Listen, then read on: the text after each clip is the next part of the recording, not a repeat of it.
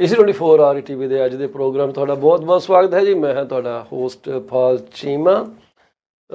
ਅਸੀਂ ਤਕਰੀਬਨ 5 ਦਿਨਾਂ ਬਾਅਦ ਤੁਹਾਡੇ ਰੂਬਰੂ ਹੋਏ ਹਾਂ। ਮਾफ़ ਕਰ ਦੇਣਾ ਕਿਉਂਕਿ ਮੈਂ ਗਿਆ ਹੋਇਆ ਸੀ ਲਾਸ ਵੇਗਸ।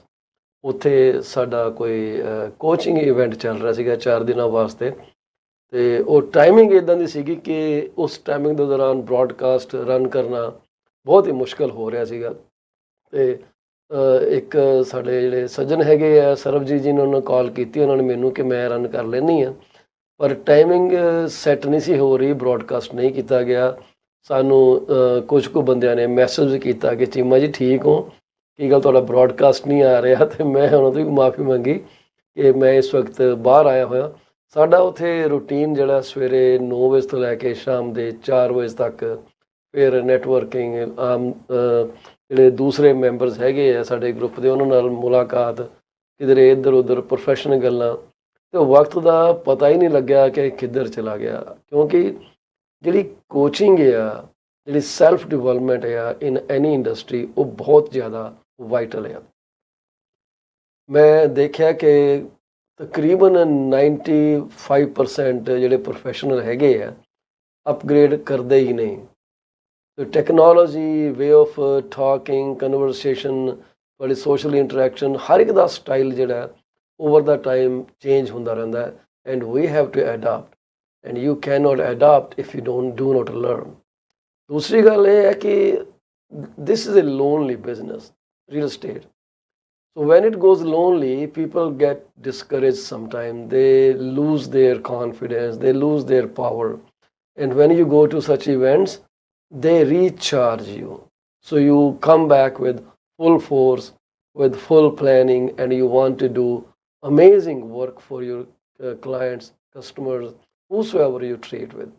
So ਇਹੀ ਇੱਕ ਤਰੀਕਾ ਕਿ ਆਪਣੇ ਆਪ ਨੂੰ ਇੱਕ ਸੇਨ ਸਿਚੁਏਸ਼ਨ 'ਚ ਰੱਖਿਆ ਜਾ ਸਕੇ, ਅਦਰਵਾਈਜ਼ ਇਨਸੈਨਿਟੀ ਜਿਹੜੀ ਹੈ ਬਹੁਤ ਜ਼ਿਆਦਾ ਵੱਧ ਜਾਂਦੀ। ਪ੍ਰੋਗਰਾਮ ਅੱਗੇ ਲੈ ਕੇ ਜਾਣ ਤੋਂ ਪਹਿਲਾਂ ਮੈਂ ਆਪਣੇ ਸਾਰੇ ਦਰਸ਼ਕਾਂ ਦਾ ਤਹਿ ਦਿਲੋਂ ਸ਼ੁਕਰੀਆ ਅਦਾ ਕਰਦਾ ਕਿ ਜਿਨ੍ਹਾਂ ਨੇ ਸਾਨੂੰ ਮੈਸੇਜ ਕੀਤੇ, ਕਾਲਾਂ ਕੀਤੀਆਂ, ਪੁੱਛਿਆ ਚੀਮਾ ਜੀ ਕੀ ਗੱਲ ਆ। ਸਾਡਾ ਕੋਈ ਐਡਾ ਵੱਡਾ ਪਲੇਟਫਾਰਮ ਤਾਂ ਨਹੀਂ ਗਾ। ਅਸੀਂ YouTube 'ਤੇ, ਟਿਕਟੋਕ 'ਤੇ, ਲਿੰਕਡਇਨ 'ਤੇ, ਫੇਸਬੁੱਕ 'ਤੇ, ਟਵਿੱਟਰ 'ਤੇ ਅਸੀਂ ਲਾਈਵ ਹੁੰਦੇ ਹਾਂ ਐਟ ਦ ਸੇਮ ਟਾਈਮ। ਇਹਦਾ ਪਰਪਜ਼ ਕੋਈ ਇੱਕ ਬ੍ਰੌਡਕਾਸਟਿੰਗ ਸਟੇਸ਼ਨ ਕ੍ਰੀਏਟ ਕਰਨ ਦਾ ਨਹੀਂ, ਸਿਰਫ ਇੱਕ ਇਨਫੋਰਮੇਸ਼ਨ ਦੇਣ ਦਾ। ਅਤੇ ਮੈਨੂੰ ਬੜੀ ਖੁਸ਼ੀ ਹੁੰਦੀ ਹੈ ਜਦੋਂ ਤੁਸੀਂ ਸਾਡੇ ਨਾਲ ਇੰਟਰੈਕਟ ਕਰਦੇ ਹੋ, ਸਾਨੂੰ ਸਵਾਲ ਪੁੱਛਦੇ ਹੋ, ਕਈ ਚੀਜ਼ਾਂ ਦੀ ਤਾਰੀਫ ਕਰਦੇ ਹੋ ਕਿ ਚੀਮਾ ਜੀ ਚੰਗਾ ਲੱਗਿਆ ਤੁਹਾਡੀ ਗੱਲ ਸੁਣ ਕੇ।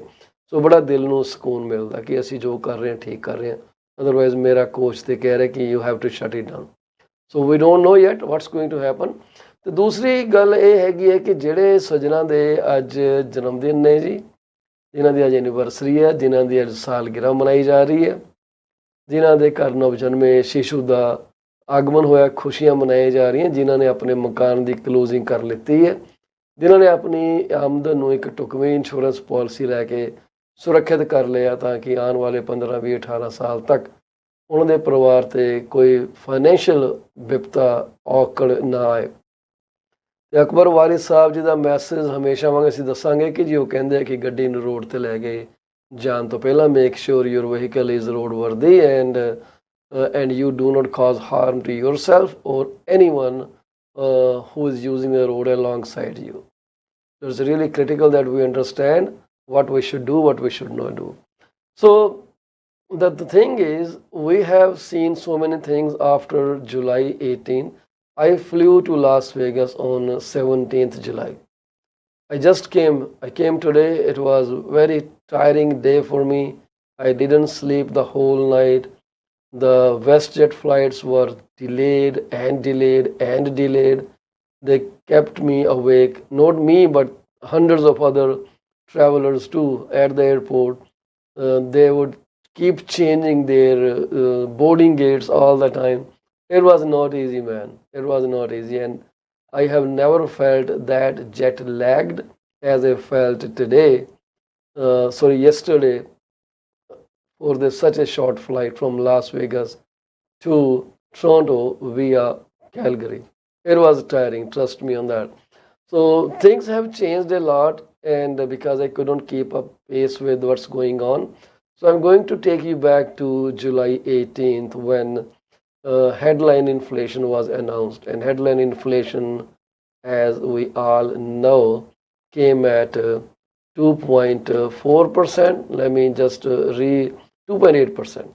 So headline inflation came at 2.8%, and that means from the last year it is 2.8% more, which is pretty okay. There were questions to Bank of Canada why they are so focused on bringing the inflation down to 2%. This 2% has been there since ages, and it is time they should change it. But by increasing interest rates, they are targeting families who can barely meet their ends. It's not easy. It's very, very, very difficult. People are stuck. The mortgage payments have gone up so high that many are not even covering their principal component. How sad is that? So, and this mortgage rates itself, they are adding to inflation, if I'm not overestimating, between 1.5% to 2.5%. Biggest part, if you stop increasing the rates, the inflation might start to come down. The consumer price index, as you all are aware, rose 2.8% year over year in June, and in May it went up to 3.4%. Gasoline is the major cause for this downturn. So if you remove gasoline from the equation, headline inflation would have been just 4% in June. Just 4% in June, following a 4.4% increase in May 2023. So I have this graph in front of me, the graph I'm looking at. So I'm looking at that in September 2020, inflation was 1%.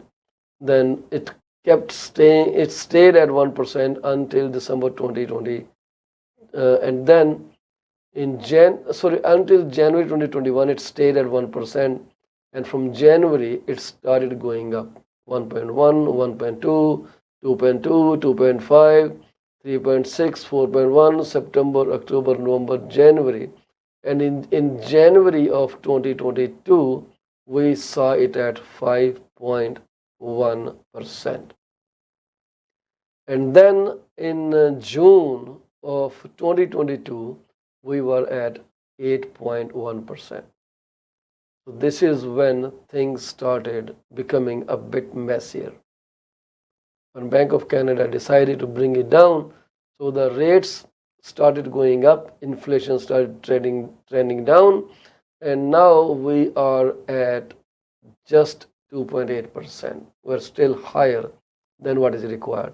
But this is only one thing here. The headline inflation does not determine how Bank of Canada will respond. There are other variables, employment data, core inflation, median inflation, common inflation, which they look at.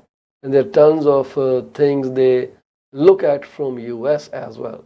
So it is completely data driven. So if I tell you that in June of 2018, the inflation was 2.5%, excluding gasoline, it was 1.6% in June of 2018.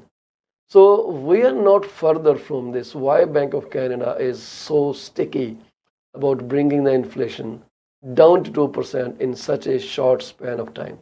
Can they not linger it on? They see the data that people expect inflation to stick for a longer time. So when they see such data, then they think, okay, we have to break that myth. We have to break that thought process. We have to tell them that we will bring inflation down as fast as we can. But doing so, what they do is they are harming the mental and financial health of the households. This should stop at some point. But how it can stop, I don't know. And they want us to stop buying. They want to kill the demand. That kill the demand and everything should be okay. This is what Bank of Canada sees, visualizes, and wants us to do. So in July 2018, the inflation was 3%. Without gasoline price in it, it was 2.2%. And the prices weren't that high. People were still living nicely. They were still affording houses. They were going out. They were traveling. Come pandemic, things totally changed. And then Bank of Canada got a chance to say, okay, it's time we have to increase the rates so that we can bring this animal, which is called inflation, under control. So let's see how far they can go to succeed. But the reality is we are at 2.8%, excluding gasoline, we are at 4%. In May, excluding gasoline, we were at 4.4%. So ਜਿਹੜੇ Canadians ਹੈਗੇ ਆ, they continue to see increased grocery prices. So grocery prices ਕਹਿੰਦੇ ਆ ਕਿ ਪਿਛਲੇ ਸਾਲ ਨਾਲੋਂ ਤਕਰੀਬਨ 9.1% ਵਧੇ ਹੋਏ। That is too high. ਮੈਨੂੰ ਤਾਂ ਇੰਨਾ ਪਤਾ ਹੈ ਕਿ ਜਿਹੜੀ ਅੰਡਿਆਂ ਦੀ ਟਰੇ ਪਹਿਲਾਂ $5 ਤੋਂ ਥੱਲੇ ਮਿਲਦੀ ਸੀਗੀ, ਉਹ $10 ਦੇ ਨੇੜੇ ਜਾ ਲੱਗੀ।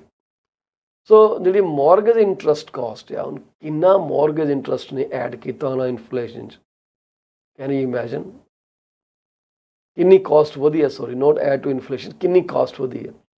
30.1% ਜੂਨ ਦੇ ਵਿੱਚ ਇਹ ਮੌਰਗੇਜ ਇੰਟਰਸਟ ਕਾਸਟ ਆ ਇਨਕਰੀਜ਼ਡ ਆ 30%। ਹੁਣ ਜੇ ਤੁਸੀਂ 2000 ਇੰਟਰਸਟ ਪੇ ਕਰਦੇ ਸੀਗੇ, ਉਹਦੇ ਵਿੱਚ 30% ਹੋਰ ਐਡ ਕਰ ਦਿਓ।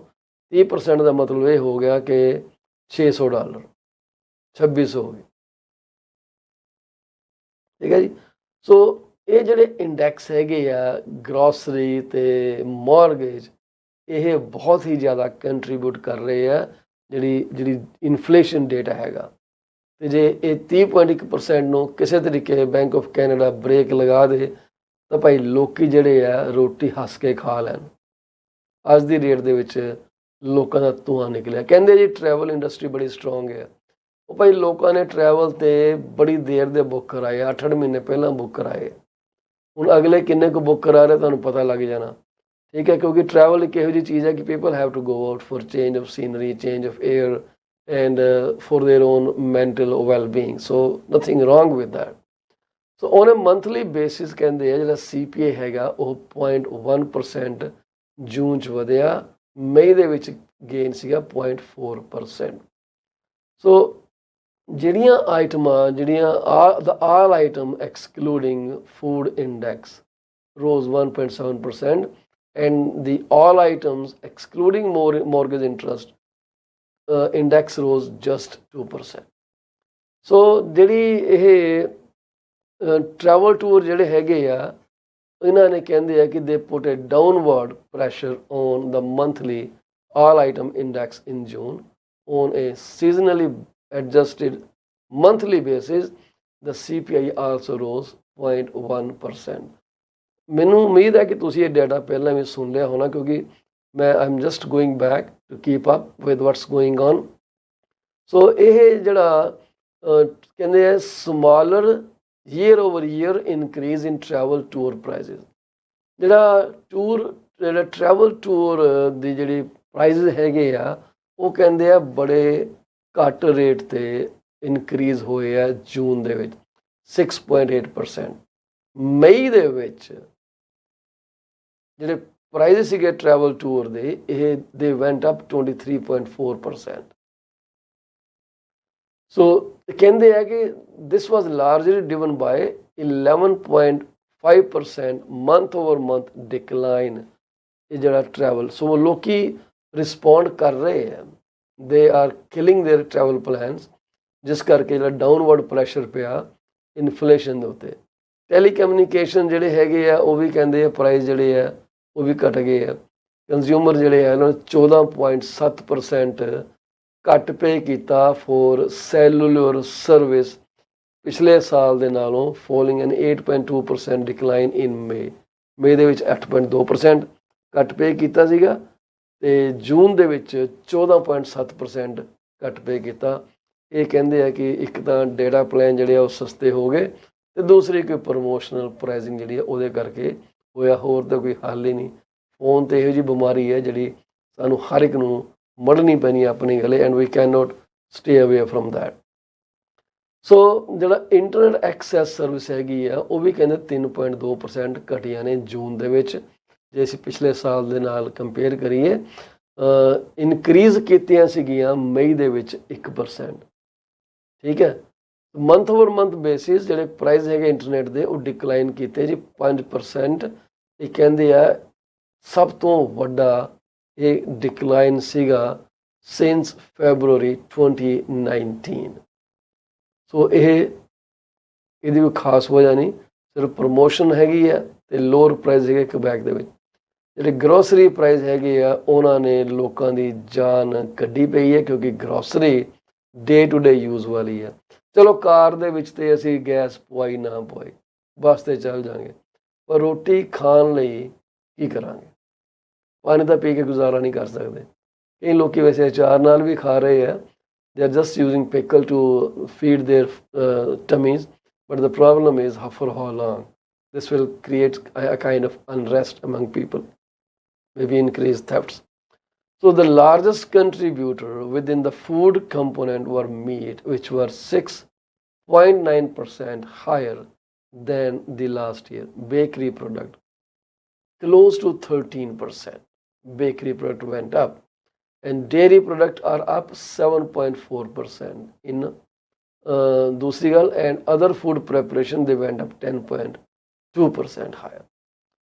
ਜਿਹੜੇ ਫਰੈਸ਼ ਫਰੂਟ ਸੀਗੇ ਉਹਨਾਂ ਦੀ ਜਿਹੜੀ ਪ੍ਰਾਈਸ ਦੇ ਵਿੱਚ ਕੀਮਤਾਂ ਵਧੀਆਂ ਉਹ 10.4% ਵਧੀਆਂ। ਇਹ ਤਾਂ ਡਾਟਾ ਕਹਿੰਦਾ, ਪਰ ਮੇਰਾ ਖਿਆਲ ਜੇ ਤੁਸੀਂ ਆਪਣੇ ਦੇਸੀ ਸਟੋਰਾਂ 'ਚ ਜਾਂਦੇ ਹੋ ਤੇ ਕਦੇ ਸੋਚਿਆ ਕਿ ਯਾਰ ਪਹਿਲਾਂ ਤਾਂ ਯਾਦ ਨਹੀਂ ਰਹਿੰਦਾ ਕਿ 2 ਸਾਲ ਪਹਿਲਾਂ ਜਾਂ ਪਿਛਲੇ ਸਾਲ ਅਸੀਂ ਕੀ ਪੇ ਕੀਤਾ ਸੀ, ਜਾਂ ਤਾਂ ਅਸੀਂ ਹਿਸਾਬ ਕਿਤਾਬ ਰੱਖੀਏ ਇਸ ਸਾਲ ਕੇਲਿਆਂ ਦਾ ਰੇਟ ਇੰਨੇ ਦਰਜਨ ਸੀਗਾ, ਇਸ ਸਾਲ ਇੰਨੇ ਸੀਗਾ।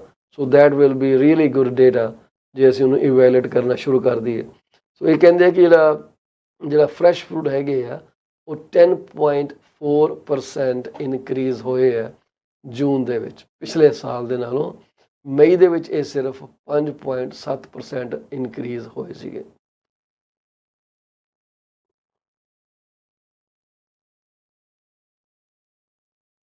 ਜਿਹੜੇ ਗ੍ਰੇਪਸ ਹੈਗੇ ਆ ਕਹਿੰਦੇ ਜੀ ਉਹ 30% ਇਨਕਰੀਜ਼ ਹੋਇਆ ਪ੍ਰਾਈਸ ਦੇ ਵਿੱਚ। ਜਿਹੜਾ ਰੈਸਟੋਰੈਂਟ ਤੋਂ ਤੁਸੀਂ ਖਾਣਾ ਖਰੀਦਦੇ ਹੋ ਉਹ ਵੀ ਜਿਹੜੀ ਇਨਫਲੇਸ਼ਨ ਨੂੰ ਬੜਾ ਧੱਕਾ ਮਾਰਦਾ ਉੱਪਰ ਨੂੰ, ਟੇਲਵਿੰਡ ਦੇ ਰਿਹਾ ਉਹਨੂੰ, ਆਲਬੀਟ ਪਰ ਕਹਿੰਦੇ ਫਿਰ ਥੋੜ੍ਹਾ ਜਿਹਾ ਕਿ ਘਟਿਆ। ਜੂਨ ਦੇ ਵਿੱਚ 6.6 ਸੀਗਾ, ਮਈ ਦੇ ਵਿੱਚ 6.8% ਸੀਗਾ। ਇਹ ਜਿਹੜਾ ਹੈਗਾ ਡੇਟਾ ਤੁਹਾਡਾ ਇਹ ਸਟੈਟਿਸਟਿਕਸ ਕੈਨੇਡਾ ਦੇ ਹਵਾਲੇ ਨਾਲ ਤੁਹਾਡੇ ਨਾਲ ਸ਼ੇਅਰ ਕੀਤਾ ਜਾ ਰਿਹਾ। ਸੋ ਜਿਹੜੇ ਪ੍ਰੋਵਿੰਸਿਸ ਹੈਗੇ ਆ ਉਹਨਾਂ ਦੇ ਵਿੱਚ ਜਿਹੜੀ ਕੰਜ਼ਿਊਮਰ ਇਨਫਲੇਸ਼ਨ ਸਭ ਤੋਂ ਘੱਟ ਜਿਹੜੀ ਦਰਜ ਕੀਤੀ ਗਈ ਹੈ ਉਹ ਕੀਤੀ ਗਈ ਹੈ ਪ੍ਰਿੰਸ ਐਡਵਰਡਸ ਆਈਲੈਂਡ ਦੇ ਵਿੱਚ। So largely the result of large decline in energy prices. ਉਹਦੇ ਐਨਰਜੀ ਪ੍ਰਾਈਸਿਸ 24% ਇੱਕ ਘਟੇ ਹੈ ਜੀ, ਜਿਸ ਕਰਕੇ ਉਹ ਜਿਹੜੀ ਰੀਜਨਲ ਹਾਈਲੈਂਡ ਦੇ ਵਿੱਚ ਪ੍ਰਿੰਸ ਐਡਵਰਡ ਆਈਲੈਂਡ ਦਾ ਨਾਮ ਆਉਂਦਾ ਕਿ ਇੱਥੇ ਜਿਹੜੀ ਇਨਫਲੇਸ਼ਨ ਹੈਗੀ ਆ was lowest, which is plus 0.2%. ਇਹ ਡੇਟਾ ਤੁਸੀਂ ਕੈਨੇਡੀਅਨ ਜਿਹੜੇ ਗਵਰਨਮੈਂਟ ਹੈਗੀ ਉਹਦੇ ਸਾਈਟ 'ਤੇ ਜਾ ਕੇ ਤੁਸੀਂ ਸਟੱਡੀ ਕਰ ਸਕਦੇ ਹੋ, ਜਾਂ ਤੁਸੀਂ ਸਟੈਟਿਸਟਿਕਸ ਕੈਨੇਡਾ ਲਿਖ ਕੇ ਸਰਚ ਕਰ ਲਓ, ਤੁਹਾਨੂੰ ਸਾਰੇ ਇਹ ਪੋਰਟਲ ਜਿਹੜੇ ਤੁਹਾਡੇ ਸਾਹਮਣੇ ਆ ਜਾਣਾ। So you should actually stay updated on daily basis ਕਿ ਯਾਰ ਹੋ ਕੀ ਰਿਹਾ, ਹੋ ਕੀ ਨਹੀਂ ਰਿਹਾ। ਅਸੀਂ ਤੁਹਾਡੇ ਨਾਲ ਜਿਹੜੀ ਹੁਣ ਅਗਲੀ ਰਿਪੋਰਟ ਸਾਂਝੀ ਕਰਾਂਗੇ ਉਹ ਕਰਾਂਗੇ ਆਪਣੀ ਕੈਨੇਡੀਅਨ ਮੌਰਗੇਜ ਟ੍ਰੈਂਡਸ ਦੇ ਹਵਾਲੇ ਨਾਲ। ਇੱਕ ਤਾਂ ਇਹ ਹੈ ਕਿ ਜਿਹੜੀ ਇਨਫਲੇਸ਼ਨ ਦੀ ਰਿਪੋਰਟ 18 ਨੂੰ ਆਈ ਸੀਗੀ, ਜਿਹੜੀ ਆਪਾਂ ਹੁਣੇ ਗੱਲ ਕਰਕੇ ਹਟੇ ਕਿ ਇਨਫਲੇਸ਼ਨ ਜਿਹੜੀ ਹੈ 2.8% 'ਤੇ ਆ ਗਈ। ਠੀਕ ਹੈ, ਪਰ ਕੋਰ ਮੇਜਰ ਜਿਹੜੇ ਹੈਗੇ ਆ ਉਹ ਹਲੇ ਵੀ ਬੜੇ ਸਟਿਕੀ ਹੈ, ਜਿਵੇਂ ਚਿੰਗਮ ਨਹੀਂ ਚਿਮੜ ਜਾਂਦੀ ਕਿਸੇ ਨੂੰ ਉੱਦਾਂ ਚਿਮੜੇ ਹੋਏ ਆ। ਇਹੋ ਜਿਹਾ ਭੂਤ ਹੈ ਜਿਹਨੂੰ ਕਿ ਗਰਮ ਚਿਮਟਾ ਲੈ ਕੇ ਲਾਉਣਾ ਪੈਣਾ।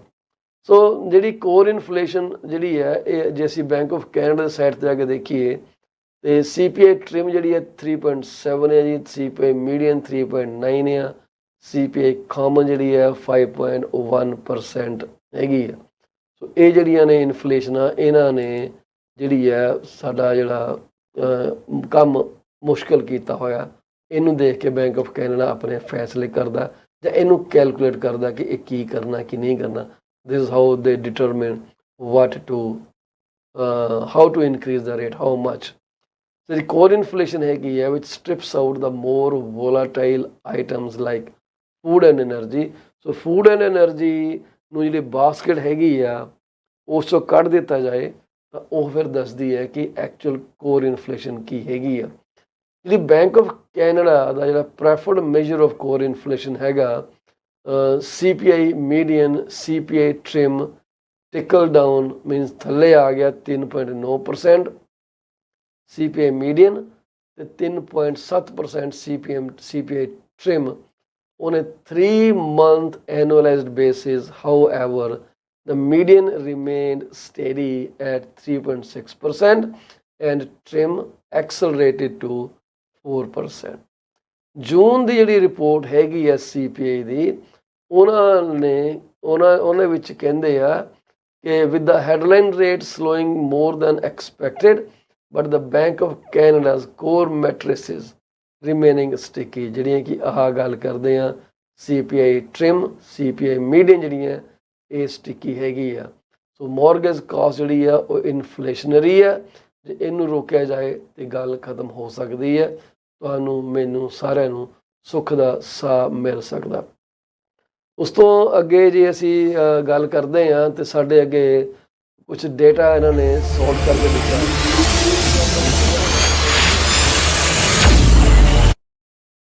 ਜਿਵੇਂ ਆਪਾਂ ਕਹਿ ਰਹੇ ਹਾਂ ਕਿ ਨੰਬਰਸ ਕਿੱਦਾਂ ਚੇਂਜ ਹੋ ਰਹੇ, 30% ਜਿਹੜਾ ਮੌਰਗੇਜ ਇੰਟਰਸਟ ਕਾਸਟ ਇੱਕ ਕੰਟਰੀਬਿਊਟ ਰਿਹਾ ਤੁਹਾਡੀ ਇਨਫਲੇਸ਼ਨ ਦੇ ਵਿੱਚ। ਰੈਂਟ ਜਿਹੜੀ ਕੰਟਰੀਬਿਊਸ਼ਨ ਹੈਗੀ ਆ ਉਹ 5.8% ਵਧੀ ਹੋਈ ਹੈ। ਫੂਡ ਰੈਸਟੋਰੈਂਟ ਤੋਂ ਜਿਹੜਾ 6.6% ਵਧਿਆ ਹੋਇਆ, ਮੀਟ 6.9% ਵਧਿਆ ਹੋਇਆ। ਸੋ ਜਿਹੜੇ ਡਾਊਨਵਰਡ ਪ੍ਰੈਸ਼ਰ ਪੈ ਰਹੇ ਆ ਉਹ ਕਿਹਨਾਂ ਕਰਕੇ ਪੈ ਰਹੇ ਆ? ਗੈਸੋਲੀਨ ਕਰਕੇ, ਟੈਲੀਫੋਨ ਸਰਵਿਸ ਕਰਕੇ, ਅਦਰ ਓਨ ਐਕੋਮੋਡੇਸ਼ਨ ਐਕਸਪੈਂਸਿਸ ਕਰਕੇ, ਫਿਊਲ ਐਂਡ ਅਦਰ ਫਿਊਲਸ ਕਰਕੇ, child care and housekeeping service ਜਿਹੜੀਆਂ ਉਹ ਵੀ 10.4% ਘਟੀਆਂ ਨੇ। ਸੋ ਹੁਣ ਜਿਹੜੀ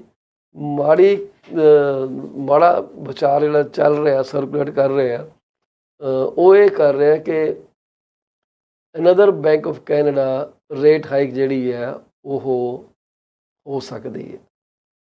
ਅਗਲੀ ਡੇਟ ਜਿਹੜੀ ਹੈ ਇਹ ਸਤੰਬਰ 6 ਦੀ ਹੈ। ਇਸ ਸਾਲ ਦੀ ਲਾਸਟ ਅਨਾਊਂਸਮੈਂਟ 6 ਦਸੰਬਰ ਨੂੰ ਕੀਤੀ ਜਾਣੀ ਹੈ। ਹਲੇ 3 ਅਨਾਊਂਸਮੈਂਟ ਰਹਿੰਦੀਆਂ, ਸਤੰਬਰ ਦੀ, ਅਕਤੂਬਰ ਦੀ, ਦਸੰਬਰ ਦੀ। ਸੋ ਸਤੰਬਰ ਅਕਤੂਬਰ ਇਕੱਠਾ ਹੋਊਗਾ ਜੀ, ਫਿਰ 1 ਮਹੀਨੇ ਦੀ ਬ੍ਰੇਕ ਹੈ। ਫਿਰ ਦਸੰਬਰ ਦੇ ਵਿੱਚ ਜਦੋਂ ਤੁਸੀਂ ਕ੍ਰਿਸਮਸ ਦੀਆਂ ਛੁੱਟੀਆਂ ਦੀ ਤਿਆਰੀ ਕਰ ਰਹੇ ਹੋਵੋਗੇ, ਬੈਂਕ ਆਫ ਕੈਨੇਡਾ ਨੇ ਤੁਹਾਨੂੰ ਇੱਕ ਗਿਫਟ ਦੇਣੀ ਹੈ ਰੈਪ ਕਰਕੇ, ਜਿਹਨੂੰ ਤੁਸੀਂ ਖੋਲ੍ਹਣਾ ਵੀ ਚਾਹੋਗੇ ਤੇ ਨਾ ਵੀ ਖੋਲ੍ਹਣਾ ਚਾਹੋਗੇ। ਉਹ ਕਹਿੰਦੇ ਆ ਕਿ ਜਿਹੜੇ ਬੇਸ ਇਫੈਕਟ ਜਿਹੜੇ ਹੈਗੇ ਆ they are currently contributing to the easing. Some suggest headline inflation could tick back up in the coming months as those base effects start to wear off. ਹੁਣ ਤੁਹਾਨੂੰ ਪਤਾ ਹੌਲੀਡੇ ਸੀਜ਼ਨ ਦੇ ਵਿੱਚ ਲੋਕੀ shopping ਕਰਦੇ, ਤੁਸੀਂ ਖਰੀਦੋ ਨਾ ਖਰੀਦੋ, ਪਰ ਜਿਹੜੇ ਐਕਚੁਅਲੀ ਇਹਨਾਂ ਤਿਉਹਾਰਾਂ ਨੂੰ ਮੰਨਦੇ ਆ ਦੇ spend hell lot of money for these events. ਉਹਦੇ ਨੇੜੇ ਤੇੜੇ ਸਾਡੀਆਂ ਜਿਹੜੀਆਂ ਕੀਮਤਾਂ ਨੇ ਉਹ ਵੱਧ ਸਕਦੀਆਂ, ਡਿਮਾਂਡ ਵਧੂਗੀ ਤੇ ਕੀਮਤਾਂ ਵਧਣਗੀਆਂ। ਇਨਫਲੇਸ਼ਨ ਜਿਹੜੀ ਹੈ ਉਮੀਦ ਕੀਤੀ ਜਾ ਰਹੀ ਹੈ ਕਿ 3% ਤੋਂ ਉੱਪਰ ਜਾਊਗੀ ਆਉਣ ਵਾਲੇ ਕੁਝ ਮਹੀਨਿਆਂ ਦੇ ਵਿੱਚ। ਜਿਹੜਾ base effect lower gasoline prices ਇਹ ਥੋੜ੍ਹਾ ਜਿਹਾ ਚੇਂਜ ਹੋ ਜਾਊਗਾ। ਕੀਮਤਾਂ ਜਿਹੜੀਆਂ ਗੈਸੋਲੀਨ ਦੀਆਂ ਵਧਣੀਆਂ ਸ਼ੁਰੂ ਹੋਈਆਂ, ਇਨਫਲੇਸ਼ਨ ਜਿਹੜੀ ਹੈ 3% ਤੋਂ ਟੱਪ ਜਾਣੀ ਹੈ, ਕਿਉਂਕਿ ਹੁਣ ਗੈਸੋਲੀਨ ਇਜ਼ ਮੇਜਰ ਕੰਟਰੀਬਿਊਟਰ ਕੀ ਰੇਟ ਤੁਹਾਡੀ ਇਨਫਲੇਸ਼ਨ ਡਾਊਨ ਹੁੰਦੀ ਹੈ। ਜੇ ਗੈਸ ਪ੍ਰਾਈਸ ਵੋਲਾਟਾਈਲ ਹੁੰਦਾ ਤਾਂ ਇਨਫਲੇਸ਼ਨ ਵੀ ਵੋਲਾਟਾਈਲ ਹੋ ਜਾਂਦੀ ਹੈ। ਉਹ ਕਹਿੰਦੇ it was the stickiness of core inflation measure which was a concern for the Bank of Canada, and with CPI trim and median showing little further progress from toward the target, there remains a very real risk that interest rates could be raised again after the summer ਸਤੰਬਰ 6। ਸੋ ਹੋਰ ਕੁਝ ਬੰਦੇ ਸ਼ਾਇਦ ਇਸ ਚੀਜ਼ ਨੂੰ ਮੰਨਣ ਜਾਂ ਨਾ ਮੰਨਣ, ਪਰ ਜਿਹੜੀ ਓਵਰਆਲ ਜਿਹੜੀ ਹੈਗੀ ਆ, ਹੋਰ ਵੀ ਬੰਦੇ ਜਿਹੜੇ ਹੈਗੇ ਇਕੋਨੋਮਿਸਟ ਹੈਗੇ ਆ, ਉਹ ਕਹਿੰਦੇ ਆ ਕਿ ਹੋ ਸਕਦਾ ਕਿ bank of Canada side line ਦੇ ਉੱਤੇ ਬੈਠਾ ਰਹੇ, ਨਾ ਇਹਨੂੰ ਇਨਕਰੀਜ਼ ਕਰੇ, ਦੇਖੇ ਕਿ ਇਹਦਾ ਅਸਰ ਕੀ ਆ ਰਿਹਾ ਹੁਣ ਤੋਂ ਲੈ ਕੇ ਸਤੰਬਰ 6 ਦੀ ਜਿਹੜੀ ਮੋਨੀਟਰੀ ਪਾਲਿਸੀ ਮੀਟਿੰਗ ਦੇ ਦੌਰਾਨ। ਉਹ ਕਹਿੰਦੇ ਆ ਕਿ ਉਮੀਦ ਹੈ ਕਿ ਜਿਹੜਾ ਪੂਰਾ ਇੰਪੈਕਟ ਰੇਟ ਹਾਈਕ ਦਾ ਜਿਹੜਾ ਹੈਗਾ ਉਹ ਹਲੇ ਹੌਲੀ ਸਾਡੇ ਸਾਹਮਣੇ ਆਊਗਾ। ਗੱਲ ਵੀ ਸਹੀ ਹੈ, ਕੋਈ ਵੀ ਰੇਟ ਰਾਈਟ ਵੇ ਅਸਰ ਨਹੀਂ ਕਰਦਾ। It takes a while before you see those changes. ਤੁਹਾਡਾ ਇਹਦੇ ਬਾਰੇ ਕੀ ਵਿਚਾਰ ਹੈ, ਤੁਹਾਡੀ ਕੀ ਸੋਚ ਆ, ਤੁਸੀਂ ਸਾਡੇ ਨਾਲ ਕੀ ਗੱਲ ਕਰਨੀ ਚਾਹੁੰਦੇ ਹੋ, ਅਤੇ we are very eager to hear ਕਿ ਤੁਹਾਡੇ ਮਾਈਂਡ ਸੈਟ ਦੇ ਵਿੱਚ ਕੀ ਚੱਲਦਾ, so we can understand better. ਕਿ ਮਾਫ਼ ਕਰਨਾ, ਕੋਈ ਟੈਕਨੀਕਲ ਇਸ਼ੂਜ਼ ਕਰਕੇ ਸ਼ਾਇਦ ਸਾਡੇ ਕੋਲ ਅੱਜ ਚੈਟ ਮੈਸੇਜ ਦੀ ਕੋਈ ਦਿੱਕਤ ਆ ਰਹੀ ਹੈ, ਅਤੇ ਜਿਸ ਕਰਕੇ ਕੁਝ ਚੈਟ ਮੈਸੇਜ ਤੁਹਾਡੇ ਆਏ ਆ, ਸਾਡੇ ਕੋਲੋਂ ਕਲੀਅਰ ਹੋ ਗਏ ਹੈ। Unfortunately we don't have them, but anyways ਤੁਸੀਂ ਕਦੇ ਵੀ ਮੈਨੂੰ ਇਸ ਟਿਕਟੋਕ ਦੇ ਮਾਧਿਅਮ ਦੇ ਰਾਹੀਂ ਕੰਟੈਕਟ ਕਰ ਸਕਦੇ ਹੋ, ਮੈਸੇਜ ਕਰ ਸਕਦੇ ਹੋ, ਅਤੇ we are here to take your questions and answers. ਜੋ ਵੀ ਤੁਹਾਡੇ ਹੈਗੇ ਆ, ਤੁਹਾਡਾ ਕੋਈ ਤਜਰਬਾ ਆਪਣਾ ਸ਼ੇਅਰ ਕਰਨਾ ਚਾਹੁੰਦੇ ਹੋ, ਵੀ ਵੈਲਕਮ ਯੂ ਫॉर दैट। ਸੋ ਇਹ ਜਿਹੜੀ ਹੈਗੀ ਆ, ਬੈਂਕ ਆਫ ਕੈਨੇਡਾ ਨੇ ਕਹਿੰਦੇ ਆ even consider pausing at this month's meeting. ਸੋਚਿਆ ਸੀਗਾ ਉਹਨਾਂ ਨੇ, ਕਿਆ ਬਾਤ ਹੈ। The better than expected inflation outcome reinforces our forecast for the overnight rate to be maintained at 5% for the remainder of the year। so ਇਹ ਵਧੀਆ ਗੱਲ ਹੈ ਜੀ। ਇਹ ਡਿਜ਼ਾਰਡ ਇਨ ਦੇ ਰੈਂਡਲ ਬੈਰਟ ਐਗਰੀ ਕਰਦੇ ਆ ਕਿ bank has given until mid 2025 for inflation to ease back to target। so mid 2025 ਤੱਕ, ਉਸ ਤੋਂ ਬਾਅਦ ਇੱਕਦਮ ਤੇ ਰੇਟ ਘਟਣੇ ਨਹੀਂ ਗਏ। it is going to take a while। ਠੀਕ ਹੈ ਜੀ। ਜਦੋਂ ਇੱਕ ਵਾਰੀ ਬੈਂਕ ਆਫ ਕੈਨੇਡਾ ਨੇ ਰੇਟ ਇਨਕਰੀਜ਼ ਕਰਨੇ ਛੱਡ ਦਿੱਤੇ, ਫਿਰ ਇਹ ਨਹੀਂ ਕਿ ਓਵਰਨਾਈਟ ਕਹਿਣਗੇ ਚਲੋ ਹੁਣ ਸਾਰਾ ਕੁਝ ਘਟਣਾ ਸ਼ੁਰੂ ਹੋ ਗਿਆ, ਰੇਟ ਘਟਣੇ ਸ਼ੁਰੂ ਹੋ ਗਏ। It is going to take a while before the things get back to normal. So rate ਜਿਹੜੇ ਆ ਹੋ ਸਕਦਾ 27-28 ਤੱਕ ਹਾਈ ਹੀ ਰਹਿਣ। ਬੈਂਕਾਂ ਨੇ ਵੀ ਹੁਣ ਪੈਸੇ ਕਮਾਣੇ ਆ। ਜਿਹੜੇ ਬੰਦੇ ਅੱਜ ਤੱਕ ਰੇਟ ਇਨਕਰੀਜ਼ ਦੀ ਮਾਰ ਤੋਂ ਬਚੇ ਹੋਏ ਆ, ਠੀਕ ਹੈ ਜੀ, ਉਹਨਾਂ ਨੂੰ ਵੀ ਇਹਨਾਂ ਨੇ ਕਿਸੇ ਨਾ ਕਿਸੇ ਤਰੀਕੇ ਘੇਰਨਾ ਹੀ ਘੇਰਨਾ। 21 'ਚ ਰਿਨਿਊ ਹੋਈਆਂ ਮੋਰਗੇਜਾਂ 26 ਦੇ ਵਿੱਚ ਦੁਬਾਰਾ ਹੋਣਗੀਆਂ, ਅਤੇ 26 ਦੇ ਵਿੱਚ ਵੀ ਰੇਟ ਵਧੇ ਰਹੇ, ਅਤੇ ਫਿਰ ਉਹਦਾ ਕੀ ਹਿਸਾਬ ਹੋਣਾ। ਹੁਣ ਅਸੀਂ ਤੁਹਾਨੂੰ ਇੱਕ ਤੁਹਾਡੇ ਨਾਲ ਗੱਲ ਕਰਨੀ ਚਾਹਾਂਗੇ ਕਿ ਜਿਹੜੀ ਆਰਟੀਫਿਸ਼ੀਅਲ ਇੰਟੈਲੀਜੈਂਸ ਹੈਗੀ ਆ, ਉਹ ਮੋਰਗੇਜ ਓਰੀਜੀਨੇਸ਼ਨ ਦੇ ਵਿੱਚ ਇੱਕ ਰੋਲ ਪਲੇ ਕਰਦੀ ਹੈ। ਇਹ ਨਵੀਂ ਗੱਲ ਹੈ ਜੀ ਕਿ ਉਹ ਕਿੱਦਾਂ ਕਰਦੀ ਹੈ। ਇਹ ਟਰਾਂਸਫੋਰਮੇਟਿਵ ਫੋਰਸ ਦੇ ਤੌਰ 'ਤੇ ਇਹ ਆ ਰਹੀ ਹੈ, ਅਤੇ ਮੋਰਗੇਜ ਇੰਡਸਟਰੀ ਵੀ ਕੋਈ ਇਹਦੀ ਐਕਸੈਪਸ਼ਨ ਨਹੀਂ। ਇਹਦੇ ਬਾਰੇ ਅਸੀਂ ਤੁਹਾਨੂੰ ਜਾਣਕਾਰੀ ਆਉਣ ਵਾਲੇ ਸਮੇਂ 'ਚ ਜ਼ਰੂਰ ਦੇਵਾਂਗੇ। ਇੱਕ ਛੋਟੀ ਜਿਹੀ ਬ੍ਰੇਕ ਲੈ ਕੇ ਮੁੜ ਕੇ ਤੁਹਾਡੇ ਨਾਲ ਜੁੜਦੇ ਹਾਂ। ਜਾਇਓ ਨਾ, ਇੱਥੇ ਰਹੋ PC24 ਦੇ ਨਾਲ।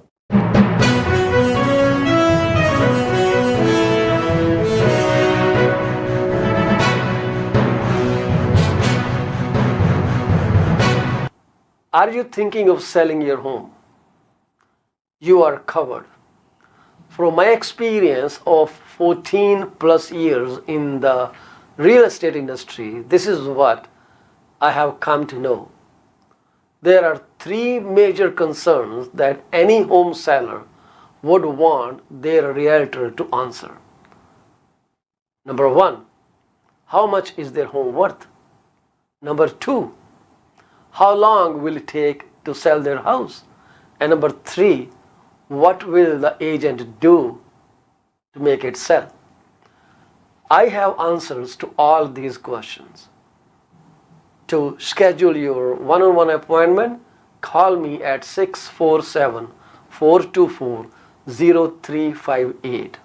Once again, Paul Chima, broker with Remax Prime Properties. My phone number to call is 647-424-0358. Call me now and get moving. From a vast experience in immigration industry, this is what I've figured out. Clients want to know if their application is submitted in a timely fashion, what a representative can do to serve best interest of their client. Clients are informed on a regular basis about the progress of their application. We deliver what we promise. My phone number is 647-465-8894 or reach me out at 639-998-1992. Are you thinking of a career change or adding another one to your portfolio? Well, you are thinking right. Call Sarabjit Luddar at 416-879-3039 from Beyond Care Insurance Solutions. She also deals in life, long-term travel, critical illness, disability insurance. Give her a call today at 416-879-3039. This is what we can tell you.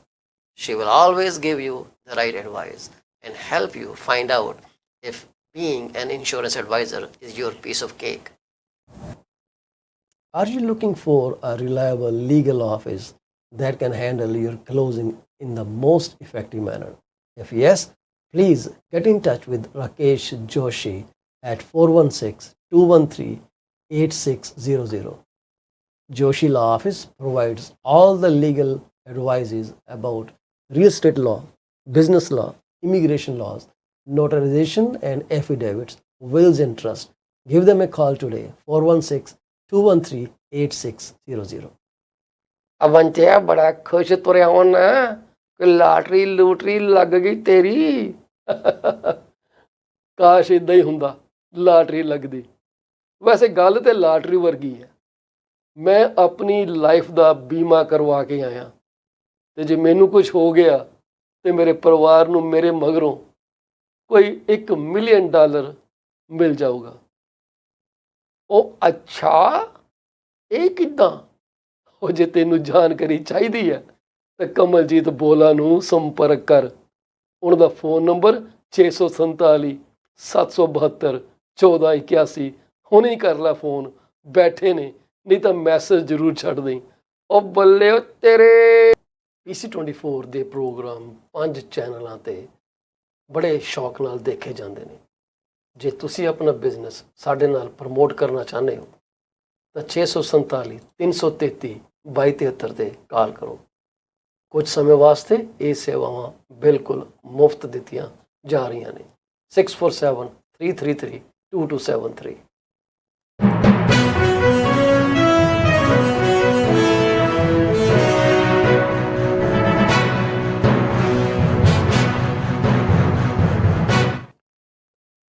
PC24 RETV ਦੇ ਬਾਕੀ ਦੇ programme 'ਚ ਤੁਹਾਡਾ ਫਿਰ ਤੋਂ ਸਵਾਗਤ ਹੈ ਜੀ।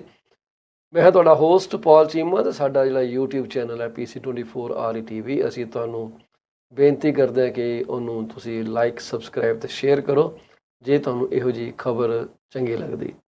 ਸੋ ਅਸੀਂ ਤੁਹਾਡੇ ਨਾਲ ਇੱਕ ਗੱਲ ਕਰਨੀ ਚਾਹਾਂਗੇ। AI ਦੀ ਗੱਲ ਤੁਹਾਡੇ ਨਾਲ ਸ਼ੁਰੂ ਕੀਤੀ ਸੀਗੀ। ਕਹਿੰਦੇ AI ਜਿਹੜੀ ਹੈਗੀ ਹੈ ਉਹ ਹਰ ਇੱਕ ਇੰਡਸਟਰੀ ਦੇ ਵਿੱਚ ਆਪਣੇ ਪੈਰ ਪਸਾਰ ਚੁੱਕੀ ਹੈ।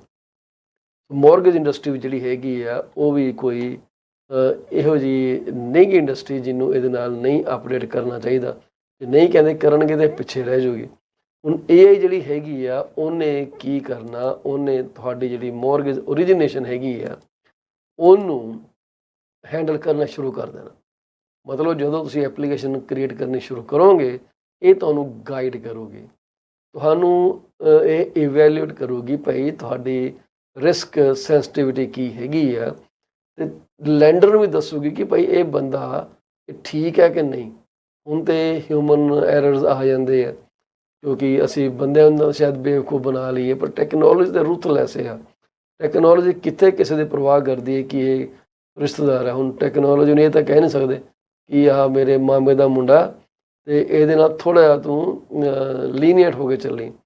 ਉਹਨੇ ਤਾਂ ਸਾਰਿਆਂ ਦੇ ਨਾਲ ਇੱਕੋ ਤੱਕੜੀ ਦੇ ਵਿੱਚ ਕੰਮ ਕਰਨਾ। ਅਤੇ ਇੱਕ ਗੱਲ ਤਾਂ ਚੰਗੀ ਹੈ ਕਿ ਇੱਦਾਂ ਹੋ ਸਕਦਾ, ਨਹੀਂ ਤਾਂ ਤੁਸੀਂ ਫੋਨ ਕਰਕੇ ਉਹ ਯਾਰ ਦੇਖੀ ਉਹ ਮੇਰੀ ਥੋੜ੍ਹੀ ਜਿਹੀ ਆਹ ਗੜਬੜ ਹੈਗੀ, ਐਡਜਸਟ ਕਰ ਲਈ। ਅਤੇ ਇਹਨੇ ਜਿਹੜਾ ਕਿ ਡਾਟਾ ਇੰਨਾ ਅਵੇਲੇਬਲ ਆ, ਇਹਨੇ ਸਾਰਾ ਡਾਟਾ ਐਗਰੀਗੇਟ ਕਰਕੇ ਤੁਹਾਡੀ ਇੱਕ ਸਨੈਪਸ਼ਾਟ ਦੇਣੀ ਹੈ। ਪਰ ਇਹ ਕਿੰਨੀ ਕੁ ਰਿਲਾਇਬਲ ਹੋਊਗੀ, ਗੱਲ ਉੱਥੇ ਆਣੀ। ਹੁਣ AI ਕਿਸ ਚੀਜ਼ 'ਤੇ ਡਿਪੈਂਡ ਕਰਦੀ ਹੈ। AI ਡਿਪੈਂਡ ਕਰਦੀ ਹੈ ਜਿਹੜਾ ਡੇਟਾ ਕਰੰਟ ਅਵੇਲੇਬਲ ਹੈਗਾ। ਹਿਊਮਨ ਬਿਹੇਵੀਅਰ ਜਿਹੜਾ ਅਵੇਲੇਬਲ ਹੈਗਾ, ਲੋਕੀ ਕਿੱਦਾਂ ਸਪੈਂਡ ਕਰਦੇ ਆ ਕੀ ਨਹੀਂ ਕਰਦੇ, ਠੀਕ ਹੈ, ਇਹ ਕਈ ਚੀਜ਼ਾਂ ਚੰਗੀਆਂ ਕਰੂਗੀ, ਪਰ ਜੇ ਡੇਟਾ ਕਰੈਕਟ ਨਾ ਹੋਇਆ ਤੇ ਸਾਰੀਆਂ ਚੀਜ਼ਾਂ ਜਿਹੜੀਆਂ ਨੇ ਉਹ ਇਹਨੇ ਮੈਨੀਪੂਲੇਟ ਕਰਨੀਆਂ ਸ਼ੁਰੂ ਕਰ ਦੇਣੀਆਂ। ਵੈਸੇ ਵੀ ਕਹਿ ਰਹੇ ਆ ਕਿ ਜੀ ਬੜੀ ਜਲਦੀ ਬੰਦੇ ਜਿਹੜੇ ਆ ਉਹ ਘਰ ਬੈਠੇ ਤਾਸ਼ਾਂ ਖੇਡਿਆ ਕਰਨਗੇ ਤੇ AI ਸਾਰਾ ਕੰਮ ਕਰਿਆ ਕਰੂ, ਰੋਟੀ ਬਣਾਓਗੀ, ਭਾਂਡੇ ਵੀ ਧੋਵੋਗੀ ਤੇ ਤੁਹਾਡੀਆਂ ਜਿਹੜੀ ਬਿਜ਼ਨਸ ਨੂੰ ਵੀ ਹੈਂਡਲ ਕਰੋਗੀ। ਤੁਸੀਂ ਆਰਾਮ ਨਾਲ ਕਾਊਚ ਪੋਟੈਟੋ ਬਣ ਕੇ ਇੰਜੋਏ ਕਰਨਾ। ਇਹ ਪ੍ਰੋਡਿਕਟਿਵ ਐਨਾਲਿਟਿਕਸ ਵੀ ਪ੍ਰੋਵਾਈਡ ਕਰੂਗੀ ਅੰਡਰ ਰਾਈਟਿੰਗ ਵਾਸਤੇ, ਕਿ ਦੱਸੂਗੀ ਕਿ ਇਹ ਜਿਹੜਾ ਬੰਦਾ ਹੈਗਾ ਇਹਦੀ ਹਿਸਟਰੀ ਕੀ ਹੈ, ਕਿੱਦਾਂ ਕੰਮ ਕਰਦਾ ਹੈ, ਕੀ ਹੈਗਾ। It's going to do a lot of stuff. ਜਿਵੇਂ ਜਿਹੜੀ ਲੋਨ ਓਰੀਜੀਨੇਸ਼ਨ ਹੈਗੀ ਉਹਨੂੰ ਸਟ੍ਰੀਮਲਾਈਨ ਕਰੂਗੀ, ਨਾਲ 24 ਆਵਰਸ ਅਵੇਲੇਬਲ ਹੋਊਗੀ। ਜਦੋਂ ਅੱਧੀ ਰਾਤ ਨੂੰ ਦਿਲ ਕੀਤਾ ਤੁਸੀਂ ਆਪਣਾ ਕੰਪਿਊਟਰ ਖੋਲ੍ਹਿਆ, AI ਨੇ ਕਹਿਣਾ yes how can I help you, and it's going to talk to you. ਤੁਹਾਨੂੰ ਸ਼ਾਇਦ ਇਹ ਮਹਿਸੂਸ ਵੀ ਨਾ ਹੋਏ ਕਿ ਬਈ ਇਹ AI ਮੇਰੇ ਨਾਲ ਗੱਲ ਕਰਦੀ ਹੈ, ਇੰਨੀ ਜ਼ਿਆਦਾ ਇਹਦੇ 'ਚ ਡਿਵੈਲਪਮੈਂਟ ਆ ਰਹੀ ਹੈ। ਸੋ ਇਹ ਤੁਹਾਡਾ ਰਿਸਕ ਅਸੈਸਮੈਂਟ ਵੀ ਕਰੂਗੀ ਕਿ ਬੰਦਾ ਕਿੰਨਾ ਕੁ ਡੇਂਜਰਸ ਹੋ ਸਕਦਾ, ਇਹ ਪੈਸੇ ਕਿੱਦਾਂ ਮੈਨੇਜ ਕਰਦਾ, ਜੋਬਾਂ ਦੀ ਹਿਸਟਰੀ ਕੀ ਹੈਗੀ ਆ, ਕਿੰਨੇ ਪੈਸੇ ਕਮਾਏ ਆ। It may even pull your reports in the future, who knows. So document processing ਸਾਰੀ ਇਹਨੇ ਆਟੋਮੈਟਿਕ ਕਰ ਦੇਣੀ ਹੈ। ਫਰਾਡ ਡਿਟੈਕਸ਼ਨ ਤੇ ਪ੍ਰੀਵੈਂਸ਼ਨ ਵੀ ਕੰਮ ਕਰੂਗੀ। ਭਾਈ ਜਿਹੜੀਆਂ ਮੋਰਗੇਜ ਆ ਕਹਿੰਦੇ ਆ ਕਿ ਬਈ ਬਹੁਤ ਮੋਰਗੇਜਾਂ 2 ਨੰਬਰ 'ਚ ਬਣੀਆਂ, ਉਹਨਾਂ ਮੋਰਗੇਜ ਵਾਲਿਆਂ ਦਾ ਕੀ ਹਾਲ ਹੋਊਗਾ ਤੁਸੀਂ ਮੈਨੂੰ ਦੱਸੋ। ਕਿ ਜੇ ਇੱਦਾਂ ਹੀ ਇਹ ਇੰਨੀ ਡੀਪਲੀ ਜਾਣ ਲੱਗ ਗਈ ਫਿਰ ਤਾਂ ਸਰ ਗਿਆ ਕੰਮ, ਹੈ ਕਿ ਨਹੀਂ। ਸੋ ਇਹ ਪਰ ਗੱਲ ਹੈ ਕਿ ਜਿਹੜਾ ਡੇਟਾ ਹੈਗਾ, ਜੇ ਡੇਟਾ ਹੀ ਕਰਪਟ ਹੋਇਆ ਤੇ ਫਿਰ ਇਹ ਕੀ ਇੰਟਰਪ੍ਰੈਟ ਕਰੋਗੇ ਕਿਸੇ ਬਾਰੇ ਕਿ ਕੀ ਹੈ ਕੀ ਨਹੀਂ ਹੈਗਾ। ਤੇ ਕੋਈ ਗੱਲ ਨਹੀਂ, ਜੇ ਇਹ AI ਪਾ ਰਹੇ ਆ ਤਾਂ ਜਿਨ੍ਹਾਂ ਨੇ ਪੁੱਠੇ ਕੰਮ ਕਰਨੇ ਆ ਉਹਨਾਂ ਨੇ ਵੀ, ਤੁਹਾਨੂੰ ਪਤਾ ਉਹਨਾਂ ਦੇ ਦਿਮਾਗ ਦਾ ਜਿਹੜਾ IQ ਹੈ AI ਦੇ IQ ਨਾਲੋਂ ਸ਼ਾਇਦ 40 ਦਰਜੇ ਉੱਪਰ ਹੋਏ, ਇੱਦਾਂ ਹੀ ਹੋ ਸਕਦਾ। ਅਦਰਵਾਈਜ਼ ਤੇ ਗੱਡੀ ਚੱਲਣੀ ਨਹੀਂ ਗੀ। ਕਈਆਂ ਦੀ ਰੋਜ਼ੀ ਰੋਟੀ ਇਸੇ ਕੰਮ ਤੇ ਆ ਕਿ ਵੀ ਉਹ ਕਾਗਜ਼ ਬਣਾਉਂਦੇ ਆ, ਕਿੱਦਾਂ ਕਰਦੇ ਕਿੱਦਾਂ ਨਹੀਂ ਕਰਦੇ। ਜਿਵੇਂ ਸੁਣਦੇ ਆ ਅਸੀਂ ਲੋਕਾਂ ਕੋਲੋਂ, ਤੇ ਉਹਨਾਂ ਜਦੋਂ ਕਹੀਦਾ ਕਿ ਇੱਕ ਪ੍ਰੂਫ ਦੇ ਦਿਓ ਤੇ ਉਦੋਂ ਕਹਿੰਦਾ ਯਾਰ ਪ੍ਰੂਫ ਤੇ ਹੈ ਨਹੀਂ ਸਾਡੇ ਕੋਲ, ਪਰ ਉਹ ਬੰਦਾ ਵੀ ਉਹੀ ਕੰਮ ਕਰਦਾ ਜਿਹੜਾ ਫਲਾਣਾ ਬੰਦਾ ਕੰਮ ਕਰਦਾ। ਹਰ ਇੱਕ ਦੀ ਸਿਚੁਏਸ਼ਨ ਡਿਫਰੈਂਟ ਆ। ਅਸੀਂ ਕਿਸੇ ਨੂੰ ਜੱਜ ਨਹੀਂ ਕਰ ਸਕਦੇ ਕਿ ਬਈ ਇਹ ਇੱਦਾਂ ਹੋਊਗਾ, ਇੱਦਾਂ ਨਹੀਂ ਹੋਊਗਾ। So those things we can not even comment on. ਜੇ ਤੁਸੀਂ ਕਦੇ ਮੌਰਗੇਜ ਫਰਾਡ ਹੁੰਦਾ ਦੇਖਿਆ ਤੇ ਤੁਹਾਡੀ ਡਿਊਟੀ ਬਣ ਜਾਂਦੀ ਹੈ ਕਿ ਤੁਸੀਂ ਉਹਨੂੰ ਪੁਆਇੰਟ ਆਊਟ ਕਰੋ ਬਈ ਆਹ ਗੱਲ ਹੈਗੀ ਹੈ। ਬਟ ਐਨੀਵੇਜ਼ ਗੱਲ ਅਸੀਂ ਕਰਦੇ ਹਾਂ ਮੌਰਗੇਜ ਦੀ, ਤੇ ਮੌਰਗੇਜ ਲੈਣ ਵਾਸਤੇ ਜੇ ਤੁਹਾਨੂੰ ਇੱਕ 1500 ਸਕੁਅਰ ਫੁੱਟ ਦਾ ਮਕਾਨ ਲੈਣਾ ਹੋਵੇ ਤੇ ਤੁਹਾਨੂੰ ਘੱਟੋ ਘੱਟ ਨਾ ਕਰਦੇ ਵੀ ਕੋਈ $2.25 ਲੱਖ ਦੀ ਹਾਊਸ ਹੋਲਡ ਇਨਕਮ ਚਾਹੀਦੀ ਹੈ ਤਾਂ ਕਿ ਤੁਸੀਂ ਇੱਕ 1500 ਸਕੁਅਰ ਫੁੱਟ ਦਾ ਮਕਾਨ ਲੈ ਲਓ। ਹੁਣ 1500 ਸਕੁਅਰ ਫੁੱਟ ਦਾ ਮਕਾਨ ਮਤਲਬ ਹੈਗਾ ਕਿ ਤੁਸੀਂ ਕਹਿ ਲਓ ਕਿ ਹੁਣ ਕੀਮਤ ਇਹਨਾਂ ਨੇ ਦਿੱਤੀ ਨਹੀਂ ਕੋਈ, ਪਰ ਜੇ 1,75,000 ਤੁਹਾਡੀ ਇਨਕਮ ਆ ਤੇ ਇਹਨੂੰ ਤੁਸੀਂ 4 ਨਾਲ ਗੁਣਾ ਕਰ ਲਓ। ਅੰਦਾਜ਼ਾ ਤੁੱਕਾ ਜਿਹਾ ਮਾਰ ਰਹੇ ਆਪਾਂ, 4 ਨਾਲ ਗੁਣਾ ਕਰ ਲਓ, 7 ਚੌਕ 28, 650 ਦੇ ਆਸ-ਪਾਸ ਤੁਸੀਂ ਮਕਾਨ ਜਿਹੜਾ ਮੇਰੇ ਹਿਸਾਬ ਨਾਲ ਇਸ ਇਨਕਮ ਨਾਲ ਅਫੋਰਡ ਕਰ ਸਕਦੇ ਹੋ। ਇਹ ਸਕੁਅਰ ਫੁੱਟ ਦਾ ਪਤਾ ਨਹੀਂ ਕੀ ਹਿਸਾਬ ਲਾਇਆ ਉਹਨਾਂ ਨੇ। ਉਹ ਕਹਿੰਦੇ ਆ ਕਿ ਜਿਹੜਾ ਇੱਕ ਰਿਪੋਰਟ ਹੈ ਹੈਲੋ ਸੇਫ ਰਿਪੋਰਟ ਕੋਈ, Toronto remains the ਪ੍ਰੋਵਿੰਸ's most expensive city requiring a gross annual household income of $591,828 to afford a comparable sized home. That works out to a price of roughly $1,400 per square feet. 1500 square foot ਦਾ ਮਕਾਨ ਜੇ ਤੁਸੀਂ ਖਰੀਦਣਾ ਹੋਏ ਤੇ ਜੇ ਉਹਦੀ ਕੀਮਤ $1,400 ਹੋਏ ਪਰ ਸਕੁਅਰ ਫੁੱਟ, ਹੁਣ ਤੁਸੀਂ ਹਿਸਾਬ ਲਗਾ ਲਓ ਕਿ ਉਹਦੇ ਲਈ ਤਕਰੀਬਨ $6 ਲੱਖ ਦੀ ਗ੍ਰੋਸ ਇਨਕਮ ਚਾਹੀਦੀ ਹੈ। ਅਫੋਰਡੇਬਿਲਟੀ ਦੀ ਗੱਲ ਕਰੀ ਜਰਾ, ਅਫੋਰਡੇਬਿਲਟੀ ਕਿੱਧਰ ਚਲੀ ਗਈ, ਠੀਕ ਹੈ ਜੀ।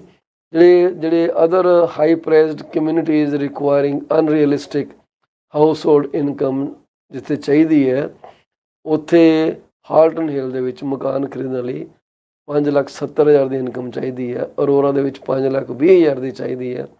ਰਿਚਮੰਡ ਹਿੱਲ ਦੇ ਵਿੱਚ 5,11,000 ਦੀ ਇਨਕਮ ਚਾਹੀਦੀ ਹੈ। ਤੁਹਾਡਾ ਤੇ ਇਹ ਸਰ ਗਿਆ ਕੰਮ। ਠੀਕ ਹੈ ਜੀ। ਇਹ ਕਿੱਦਾਂ ਹੈਂਡਲ ਕਰਨਗੇ? ਜਿਹੜੇ ਹਾਊਸਿੰਗ ਸਟੈਟਸ ਹੈਗੇ ਆ ਉਹ ਕਹਿੰਦੇ ਆ ਜੀ ਜੂਨ ਦੇ ਵਿੱਚ ਸਰਜ ਹੋਏ ਆ। Construction began on a record number of housing units in June, reversing a downward trend seen in recent months. The Canada Mortgage and Housing Corporation CMHC report ਕਰਦੀ ਹੈ ਕਿ ਨਿਊ ਸਟਾਰਟਸ ਟੋਟਲ 281,373 ਯੂਨਿਟਸ ਇਨ ਦ month. ਇਹ 2 ਲੱਖ ਸੀਗੇ ਮਈ ਦੇ ਵਿੱਚ, 2 ਲੱਖ ਤੋਂ 2,81,000 ਜੂਨ ਦੇ ਵਿੱਚ ਸਟਾਰਟਸ ਹੋ ਰਹੇ ਹੈ। ਦਿਸ ਮਾਰਕ ਦ ਲਾਰਜੈਸਟ ਮੰਥਲੀ ਇਨਕਰੀਜ਼ ਇਨ ਏ ਡੈਕੇਡ। ਦੂਸਰੇ ਪਾਸੇ ਅਸੀਂ ਗੱਲ ਕਰਦੇ ਹਾਂ ਕਿ ਅਸੀਂ ਅਫੋਰਡੇਬਿਲਟੀ ਦੀ ਗੱਲ ਕਰ, ਮੁੜ ਕੇ ਅਸੀਂ ਰਿਪੋਰਟ 'ਤੇ ਫਿਰ ਵਾਪਸ ਆਵਾਂਗੇ। ਅਫੋਰਡੇਬਿਲਟੀ ਕ੍ਰਾਈਸਿਸ ਦੇ ਉੱਤੇ ਕਿੰਨਾ ਜ਼ਿਆਦਾ ਡਿਸਐਗਰੀਮੈਂਟ ਚੱਲ ਰਿਹਾ ਹੈ। ਤੁਹਾਨੂੰ ਕੀ ਲੱਗਦਾ ਕਿ ਅਫੋਰਡੇਬਿਲਟੀ ਇਹਨੂੰ cover can they meet the target? ਇਹਨਾਂ ਨੇ ਪਿੱਛੇ ਜਿਹੀ ਰਿਪੋਰਟ ਕੱਢੀ ਸੀਗੀ ਜਿਹਦੇ 'ਚ ਇਹ ਕਿਹਾ ਸੀਗਾ ਕਿ 2030 ਤੱਕ ਕੋਈ 3.5 ਮਿਲੀਅਨ ਮਕਾਨ ਬਣਨੇ ਚਾਹੀਦੇ। 3.5 ਮਿਲੀਅਨ। 3.5 ਮਿਲੀਅਨ ਨੂੰ ਹੁਣ ਜੇ ਤੁਸੀਂ ਬ੍ਰੇਕਡਾਊਨ ਕਰੋ 2030 ਤੇ ਅੱਜ ਆਪਾਂ ਹੈਗੇ ਹਾਂ 2023 ਦੇ ਵਿੱਚ, 7 ਸਾਲ ਹੈਗੇ। 7 ਸਾਲ ਦੇ ਵਿੱਚ ਕਿੱਥੇ ਮੇਰਾ ਕੈਲਕੂਲੇਟਰ ਯਾਰ?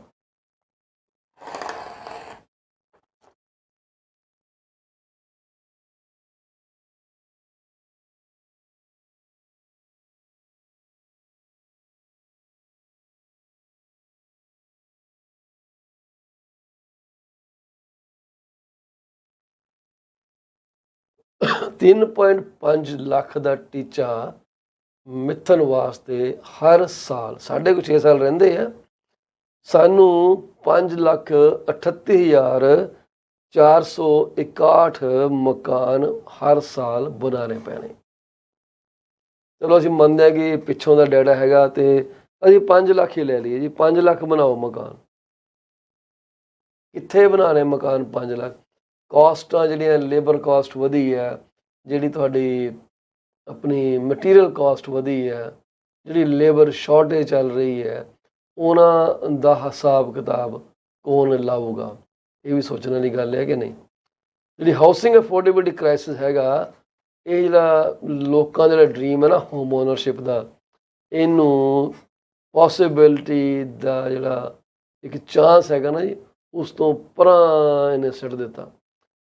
ਇੰਡਸਟਰੀ ਲੀਡਰ ਜਿਹੜੇ ਹੈਗੇ ਆ ਉਹ ਕਹਿੰਦੇ ਜੀ ਸ਼ਾਰਟ ਟਰਮ ਸੋਲਿਊਸ਼ਨ ਇਹ ਹੋਊਗਾ ਕਿ ਜਿਹੜੇ ਕੋਈ ਉਹਨਾਂ ਨੂੰ ਰਿਲੀਫ ਦੇ ਦਈਏ। ਠੀਕ ਹੈ ਜੀ, ਰਿਲੀਫ ਦੇ ਦਈਏ ਤਾਂ ਕਿ ਉਹਦੇ ਨਾਲ ਥੋੜ੍ਹਾ ਲੋਕੀ ਜਿਹੜੇ ਆ ਥੋੜ੍ਹਾ ਸੌਖਾ ਹੋ ਜਾਏ। ਪਰ ਕੈਨੇਡਾ ਜਿਹੜਾ ਉਹ ਕਹਿੰਦੇ ਆ ਕਿ ਆਪਣੀ ਹਾਊਸਿੰਗ ਅਫੋਰਡੇਬਿਲਿਟੀ ਨੂੰ ਨਹੀਂ ਕਵਰ ਕਰ ਸਕਦਾ। ਇਹਨਾਂ ਕੋਲ, ਮੇਰੇ ਮੂੰਹ ਕੁਛ ਨਿਕਲ ਚੱਲਿਆ ਸੀਗਾ, ਇਹਨਾਂ ਕੋਲ ਉਹ ਦਮ ਹੀ ਨਹੀਂਗਾ ਕਿ ਉਹਨੂੰ ਇਹ ਰੋਕ ਸਕਣ। ਠੀਕ ਹੈ, ਉਹਨੂੰ ਕਵਰ ਕਰ ਸਕਣ, ਇਹਨਾਂ ਕੋਲ ਹੈ ਨਹੀਂਗਾ। ਕਹਿੰਦੇ ਕੈਨੇਡਾ ਨੂੰ 3.5 ਮਿਲੀਅਨ ਮਕਾਨ ਚਾਹੀਦੇ ਆ 2030 ਤੱਕ ਜੇ ਅਫੋਰਡੇਬਿਲਿਟੀ ਨੂੰ ਰਿਸਟੋਰ ਕਰਨਾ। ਮੇਨਟੇਨ ਦੀ ਗੱਲ ਬਾਅਦ ਦੀ ਹੈ, ਰਿਸਟੋਰ ਕਰਨਾ। ਜਿਹੜੇ ਰੇਟ ਜਿੱਥੇ ਵਧੇ ਹੋਏ ਆ, ਜਿਹੜੇ ਇਨਫਲੇਸ਼ਨਰੀ ਪ੍ਰੈਸ਼ਰ ਜਿਹੜੇ ਚੱਲ ਰਹੇ ਆ, ਇਹਨਾਂ ਨੇ ਜਿਹੜੀ ਹੈ ਲਿਵਿੰਗ ਕਾਸਟ ਨੂੰ ਇੰਨਾ ਜ਼ਿਆਦਾ ਧੱਕਾ ਮਾਰ ਦਿੱਤਾ ਕਿ ਲੋਕੀ ਹਰ ਰੋਜ਼ ਅਨਸਰਟਨਟੀ ਦੇ ਵਿੱਚ ਗੁਜ਼ਾਰਾ ਕਰ ਰਹੇ ਆ ਕਿ ਕੀ ਹੋਊਗਾ ਤੇ ਕੀ ਨਹੀਂ ਹੋਊਗਾ। ਠੀਕ ਹੈ, ਕਹਿੰਦੇ ਆ ਕਿ ਮੈਨੀ ਜਿਹੜਾ ਇਹ ਗੱਲ ਕੀਤੀ ਜਾਸਮੀਨ ਤੂੜ ਨੇ, ਜਿਹੜੇ ਕਿ ਡਾਇਰੈਕਟਰ ਨੇ ਜੀ ਪਬਲਿਕ ਅਫੇਅਰਸ ਦੇ ਫॉर ਮੌਰਗੇਜ ਪ੍ਰੋਫੈਸ਼ਨਲ ਕੈਨੇਡਾ ਦੇ। ਲੋਕਾਂ ਕੋਲ ਸਾਥ ਹੀ ਨਹੀਂ ਰਿਹਾ ਮਕਾਨ ਖਰੀਦਣ ਵਾਸਤੇ। We are at risk of an entire generation giving up on the dream of home ownership. Entire generation ਜਿਹੜੀ ਆ ਉਹ ਕਹਿੰਦੇ ਅਸੀਂ ਮਕਾਨ ਨਹੀਂ ਲੈਣਾ।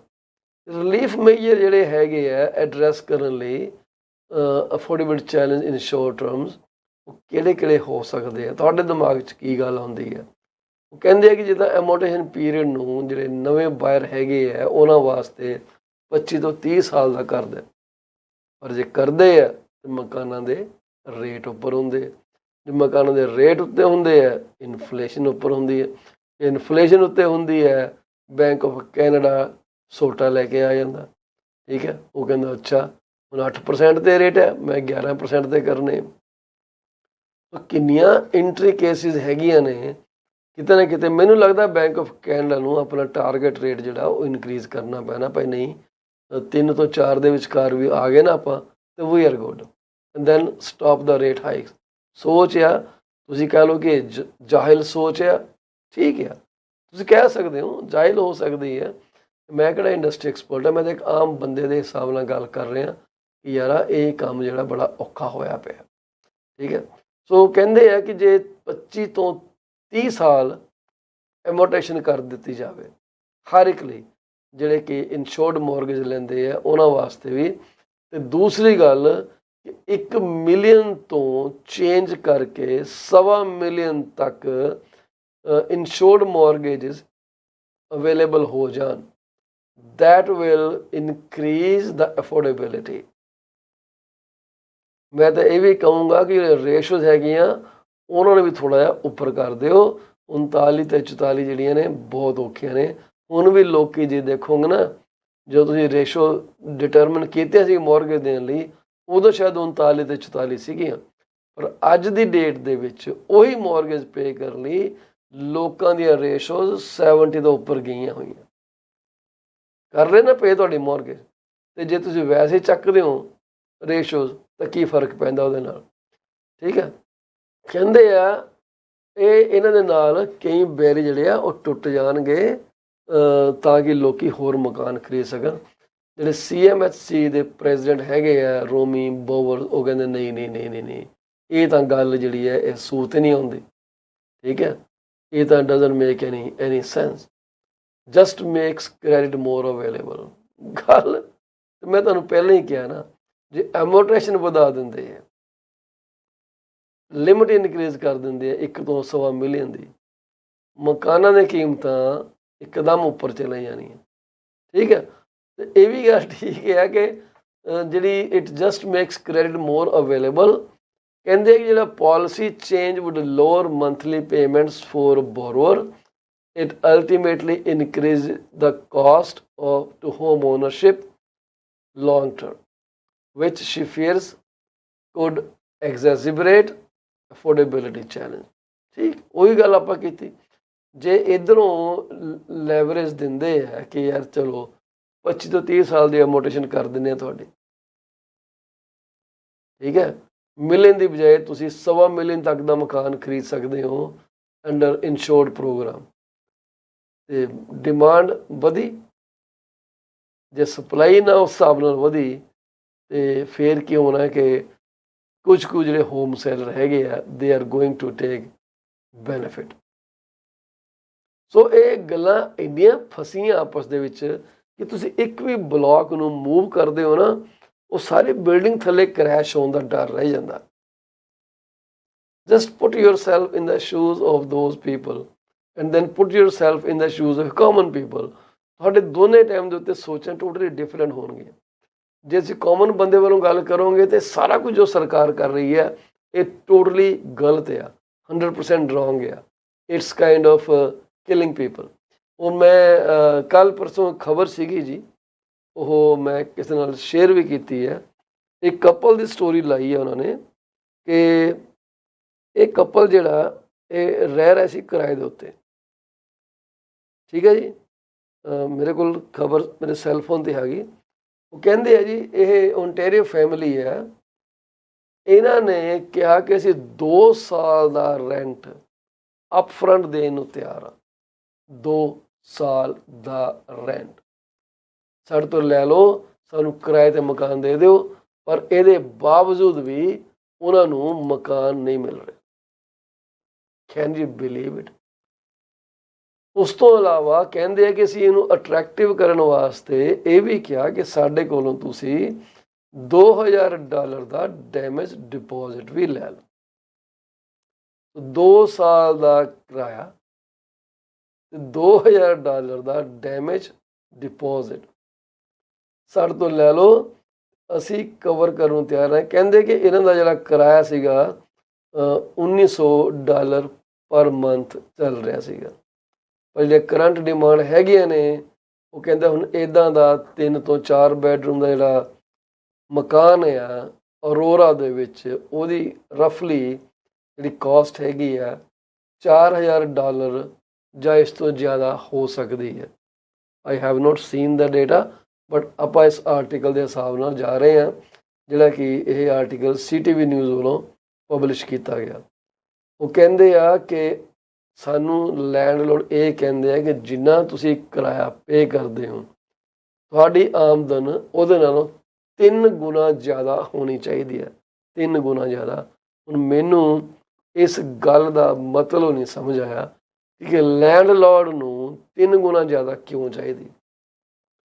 ਮੌਰਗੇਜ ਲੈਣੀ ਹੋਏ ਤਾਂ ਸਾਨੂੰ 44% ਤੇ ਕੁਆਲੀਫਾਈ ਕਰਨਾ ਪੈਂਦਾ, ਮਤਲਬ 50 ਤੇ ਲਾ ਲਓ, ਠੀਕ ਹੈ। ਤੇ ਇਹਨਾਂ ਲੈਂਡਲੋਰਡਾਂ ਨੂੰ 4000 ਦਾ ਕਿਰਾਇਆ ਲੈਣ ਵਾਸਤੇ ਟੈਨੈਂਟ ਦੀ ਇਨਕਮ 12000 ਕਿਉਂ ਚਾਹੀਦੀ ਹੈ? ਨਹੀਂ ਹੈਗੀ ਉਹਨਾਂ ਦੀ 12000 ਇਨਕਮ, ਠੀਕ ਹੈ। ਪਰ ਇੱਥੇ ਗਲਤ ਵੀ ਹੈਗਾ। ਦੂਸਰੀ ਗੱਲ ਜਿਹੜੀ ਕੀਤੀ ਹੈ ਇਹਨਾਂ ਨੇ ਕਹਿ ਦਿੱਤਾ ਕਿ ਮੈਂ 2 ਸਾਲ ਦਾ ਦੇਣ ਨੂੰ ਤਿਆਰ ਆ, ਪਰ ਦੂਜੇ ਪਾਸੇ ਇਹ ਵੀ ਗੱਲ ਹੈ ਕਿ ਇਹ ਜਿਹੜਾ ਦੇਣ ਨੂੰ ਤਿਆਰ ਨੇ 2 ਸਾਲ ਦਾ ਕਿਰਾਇਆ, ਇਹ ਅੰਡਰ ਡਿਊਰੈਸ ਦੇ ਰਹੇ ਆ। they are not giving it of their free mindset, they are giving it under duress, stress ਹੈ ਇਹਨਾਂ ਨੂੰ, ਲੈਣਾ ਚਾਹੁੰਦੇ ਮਕਾਨ, ਠੀਕ ਹੈ। ਤੇ ਇਹ ਜੇ ਲੈ ਕੇ ਬਾਅਦ 'ਚ ਲੈਂਡਲੋਰਡ ਦੇ ਉੱਤੇ ਫਾਈਲ ਕਰ ਦੇਣ ਕੇਸ, ਸਾਨੂੰ ਤਾਂ ਮਜਬੂਰੀ 'ਚ ਦੇਣਾ ਪਿਆ, ਹੁਣ ਸਾਨੂੰ ਵਾਪਸ ਕਰੇ, ਤੇ ਭਾਈ ਲੈਂਡਲੋਰਡ ਤੇ ਆ ਫਸ ਗਿਆ। ਸੋ ਤੁਹਾਨੂੰ ਪਤਾ ਹੈ ਕਿ ਜਿਹੜਾ ਐਜ਼ ਪਰ ਜਿਹੜਾ ਰੈਜ਼ੀਡੈਂਸ਼ੀਅਲ ਟੈਨੈਂਸੀ ਐਕਟ ਹੈਗਾ, ਉਹਦੇ ਹਿਸਾਬ ਨਾਲ ਤੁਸੀਂ ਸਿਰਫ ਫਸਟ ਤੇ ਲਾਸਟ ਮੰਥ ਦਾ ਕਿਰਾਇਆ ਲੈ ਸਕਦੇ ਹੋ।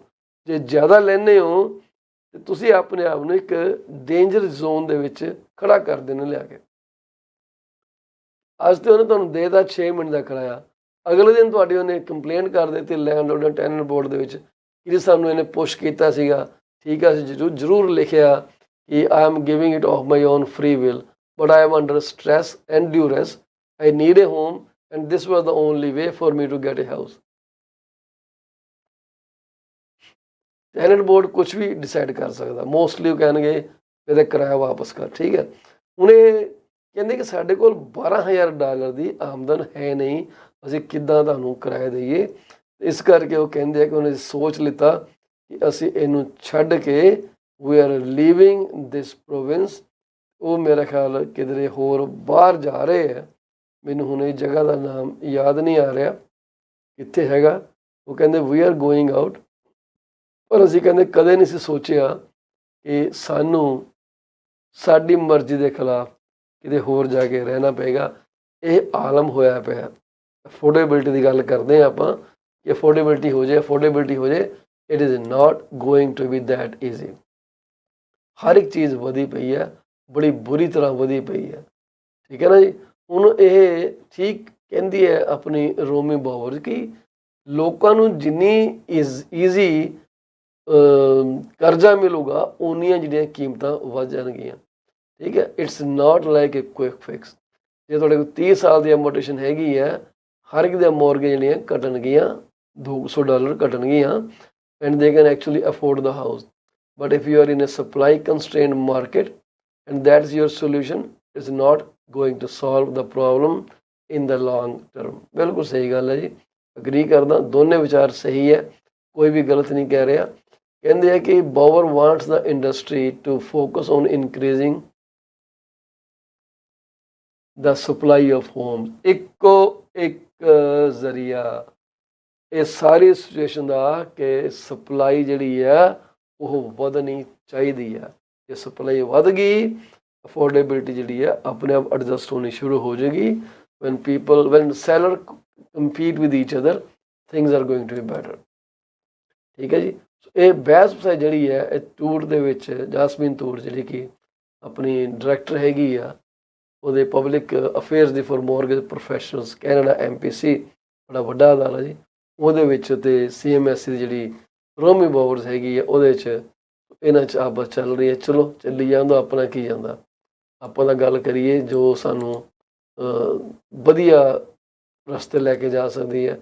ਰੋਮੀ ਬਾਵਰ ਜਿਹੜੀ ਹੈਗੀ ਆ ਉਹ ਆਪਣੀ ਜ਼ਿੰਦਗੀ ਆ, ਸਾਡੀ ਆਪਣੀ ਜ਼ਿੰਦਗੀ ਆ, ਪਰ ਇੰਨਾ ਜ਼ਰੂਰ ਹੈ ਕਿ ਅੱਜ ਦੀ ਡੇਟ ਦੇ ਵਿੱਚ ਇਹਨਾਂ ਸਾਰਿਆਂ ਨੇ ਸਾਡੀਆਂ ਧੱਜੀਆਂ ਉਡਾਈਆਂ ਹੋਈਆਂ। ਸੋ ਰੋਮੀ ਬਾਵਰ ਅਤੇ ਜਾਸਮੀਨ ਤੋੜ ਦੀਆਂ ਗੱਲਾਂ ਬਿਲਕੁਲ ਸੱਚੀਆਂ ਹੋ ਸਕਦੀਆਂ, ਪਰ ਸਾਨੂੰ ਮੁਸ਼ਕਿਲ ਆ ਰਹੀ ਹੈ ਇੱਕ ਕਾਮਨ ਲੈਵਲ ਦੇ ਉੱਤੇ ਉਹਨਾਂ ਨੂੰ ਐਡਜਸਟ ਕਰਨ ਦੀ। ਸੋ ਜਿਹੜਾ 50, ਤੁਹਾਨੂੰ ਯਾਦ ਹੋਣਾ ਕਿ ਪਿਛਲੇ ਕੁਝ ਸਾਲ 2008 ਕੇ 2009 ਦੀ ਗੱਲ ਆ, ਜਦੋਂ ਇਹਨਾਂ ਨੇ 0% ਦੇ ਉੱਤੇ ਕੈਸ਼ਬੈਕ ਵੀ ਦੇਣ ਲੱਗੀ ਸਰਕਾਰ, 40 ਸਾਲ ਤੱਕ ਦੀ ਐਮੋਟੇਸ਼ਨ ਜਿਹੜੀ ਹੈ ਉਹ ਵੀ ਕਰਨੀ ਸ਼ੁਰੂ ਕਰ ਦਿੱਤੀ ਸੀਗੀ।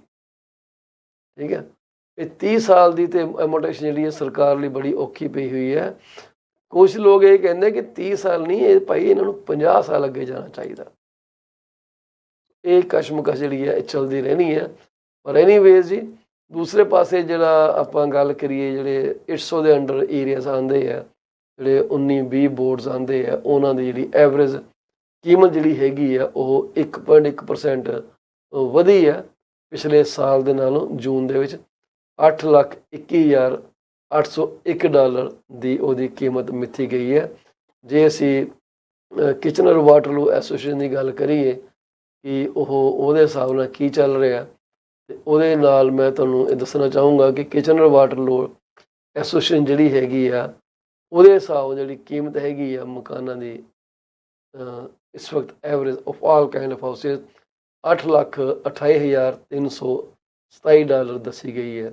ਜੇ ਅਸੀਂ ਹੁਣ ਇਹਨੂੰ ਡੀਟੇਲਸ ਮਕਾਨਾਂ 'ਤੇ ਆ ਜਾਈਏ, ਜਿਹੜੇ 2000 ਤੋਂ ਉੱਪਰ ਹੈਗੇ ਆ, ਠੀਕ ਹੈ, ਕੋਈ ਸਕੁਅਰ ਫੁੱਟ ਦੀ ਗੱਲ ਨਹੀਂ ਕਰਦੇ, ਉਹਨਾਂ ਦੀ ਕੀਮਤ ਜਿਹੜੀ ਹੈ ਕੋਈ ਤਕਰੀਬਨ 12 ਲੱਖ ਦੇ ਨੇੜੇ ਤੇੜੇ ਚੱਲ ਰਹੀ ਹੈ। ਕਿਚਨਰ ਵਾਟਰਲੂ ਦੇ ਵਿੱਚ ਇਹ ਵਧੀ ਹੈ ਪਿਛਲੇ ਮਹੀਨੇ ਨਾਲੋਂ, ਮਈ ਦੇ ਨਾਲੋਂ ਜੂਨ ਦੇ ਵਿੱਚ ਕੀਮਤ ਵਧੀ ਹੈ ਬਾਈ ਰਫਲੀ ਤੁਸੀਂ ਕਹਿ ਲਓ ਕਿ 45-46 ਹਜ਼ਾਰ, ਜ਼ਿਆਦਾ 48,000।